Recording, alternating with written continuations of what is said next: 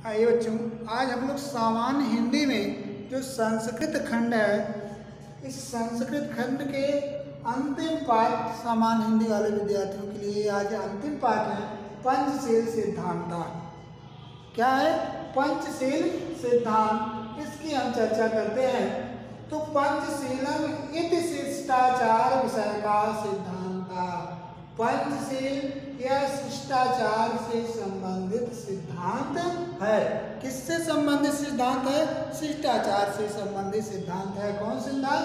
पंचशील सिद्धांत जो है यह शिष्टाचार संबंधी सिद्धांत है। महात्मा गौतम बुद्ध है। कौन? महात्मा गौतम बुद्ध। एतान पंचा अभिसिद्धांतान, इन पांचों सिद्धांतों को किसने? महात्मा गौतम बुद्ध ने इन पांचों सिद्धांतों को पंचशीलम इति नामना, पंचशील नाम से स्वशिष्यान शास्त्र अस्म, अपने शिष्यों को उपदेश दिया था। किस नाम से? इन पांचों सिद्धांतों को अपने शिष्यों को बताया था, उपदेश दिया था। पंचशील सिद्धांत नाम से अपने शिष्यों को उन्होंने उपदेश दिया था। किसने? महात्मा गौतम बुद्ध ने। अतएव इसलिए ही अयम, यह अगर यहाँ देखें हम तो अतएव धन अयम, अतएव धन अयम, अतएव धन अयम, यहाँ आपका दीर्घ संधि होगी अतएवायम, अतएव धन अयम। अतएव माने इसलिए, अयम माने यह। कौन? ये पंचशील सिद्धांत जो शब्द है, अतएव अयम शब्द है, इसलिए यह शब्द। कौन सा शब्द? ये जो पंचशील सिद्धांत नामक शब्द है, यह शब्द अतएव,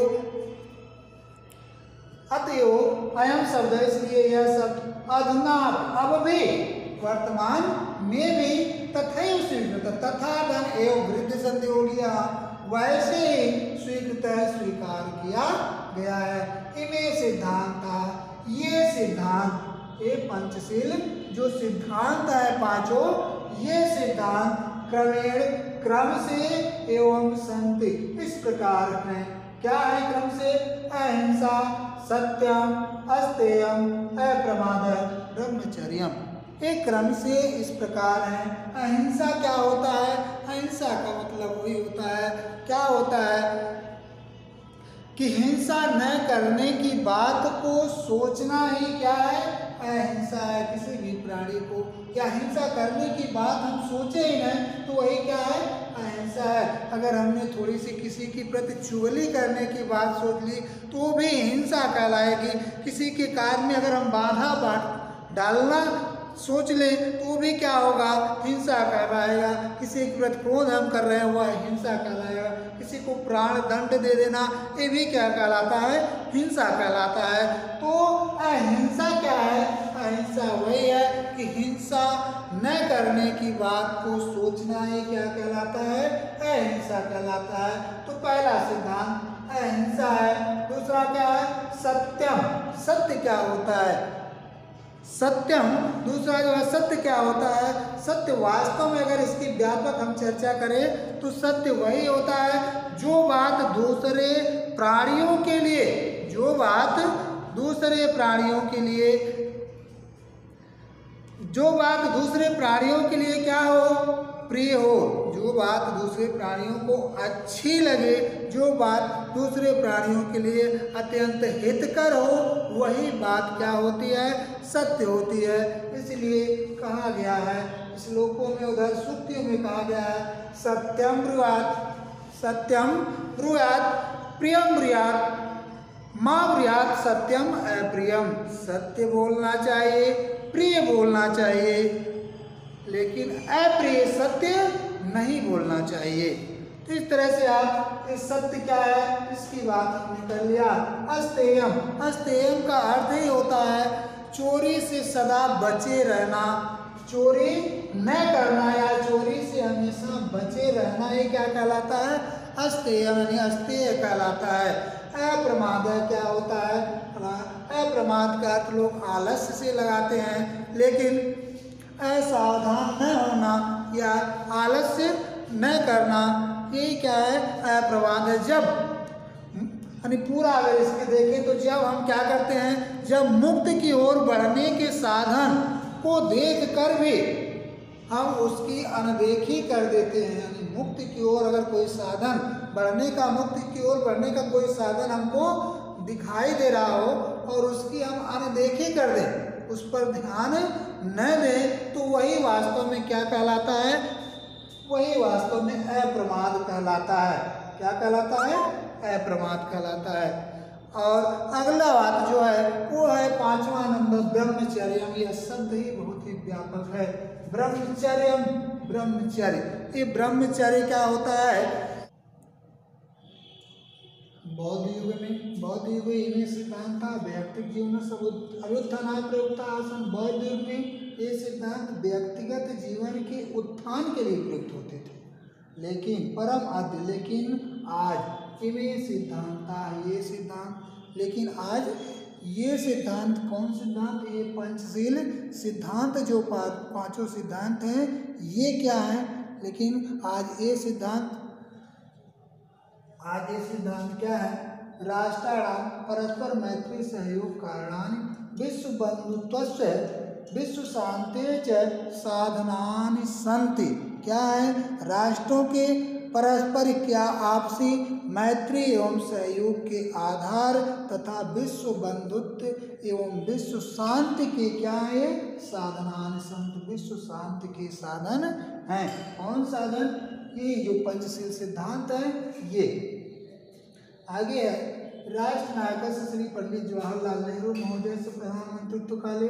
राष्ट्र नायक पंडित जवाहरलाल नेहरू के मंत्रित्व काल में, यानी जब यह प्रधानमंत्री थे उस समय चीन देशेन सह भारतस्य मैत्री पंचशील सिद्धांतान अधिकृत एवं अभवत्। उस समय हमारे भारत देश की जो चीन देश से मित्रता हुई थी वह पंचशील सिद्धांत के आधार पर ही हुई थी।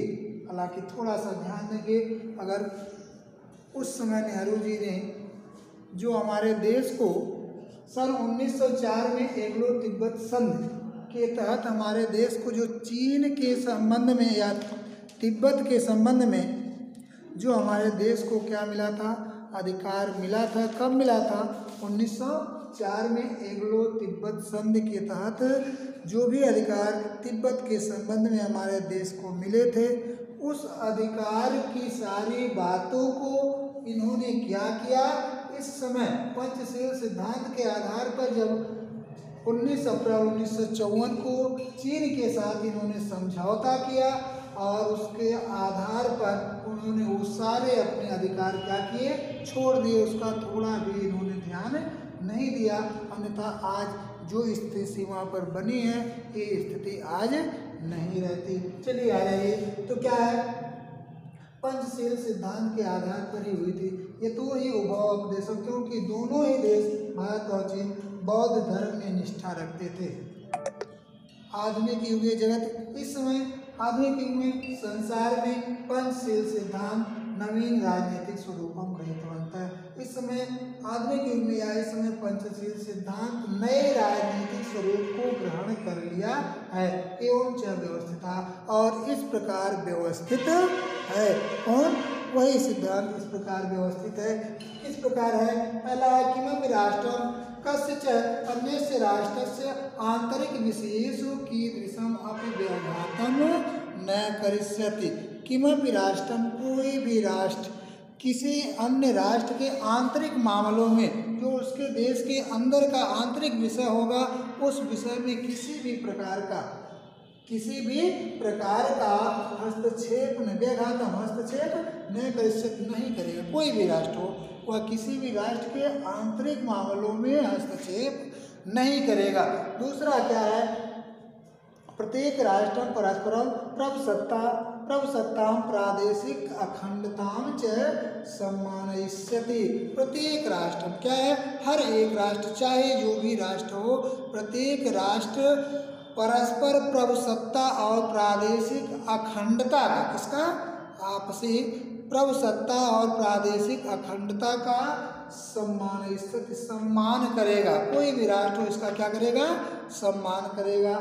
तीसरा था प्रत्येक राष्ट्र परस्परम समानताम व्यवहारंत। क्या करेंगे? हर एक राष्ट्र या प्रत्येक राष्ट्र आपस में या परस्पर समानता का व्यवहार करेंगे। कोई बड़ा या अपने को बहुत भारी ऐसा नहीं मानेगा। सारे राष्ट्र क्या करेंगे? एक दूसरे को समान समझेंगे, समानता का व्यवहार करेंगे। अगला है किमपि राष्ट्रम अपरेण में आक्रस्यन्ते। कोई भी राष्ट्र चाहे छोटा हो या बड़ा हो, कोई भी राष्ट्र दूसरे राष्ट्र पर आक्रमण नहीं करेगा। और अगला है सर्वाणि अपि राष्ट्राणि मिथा स्वाम स्वाम प्रभुसत्ताम शांत्या रक्षिष्यन्ति। क्या है? सर्वाणि सारे ही, सर्वाणि सारे भी, जितने भी देश हैं, जितने भी राष्ट्र हैं, सारे देश सारे राष्ट्र क्या करेंगे? परस्पर अपनी अपनी प्रभुसत्ता की शांति पूर्वक, परस्पर मिथा मिथा स्वाम स्वाम अपनी अपनी प्रभुसत्ता की शांत्या रक्षित, शांति पूर्वक क्या करेंगे? रक्षा करेंगे। अगला क्या है? अगला है इस प्रकार ये आपके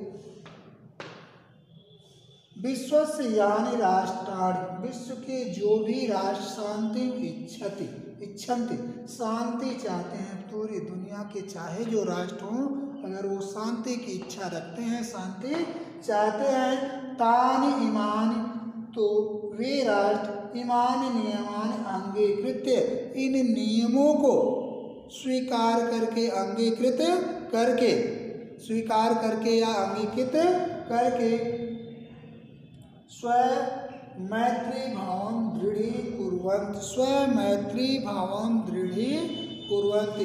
क्या करेंगे? अपनी मित्रता के क्या स्वमैत्री भावं दृढ़ीकुर्वन्ति। विश्व में जो भी राष्ट्र क्या है? विश्वस्य यानि राष्ट्राणि, विश्व के जो भी राष्ट्र शांति इच्छन्ति, शांति चाहते हैं, तानि वे, कौन? वे सारे राष्ट्र जो भी शांति चाहते हैं वे, तानि इमानि, वे सारे इमान नियमान अंगीकृत्य, इन नियमों को स्वीकार करके दूसरे राष्ट्र के साथ अपने मैत्री या मित्रता के भाव को मजबूत करेंगे। पर राष्ट्र ये सारा स्वयं मैत्री भाव दूसरे राष्ट्र के साथ अपने मित्रता के भाव को मजबूत करेंगे।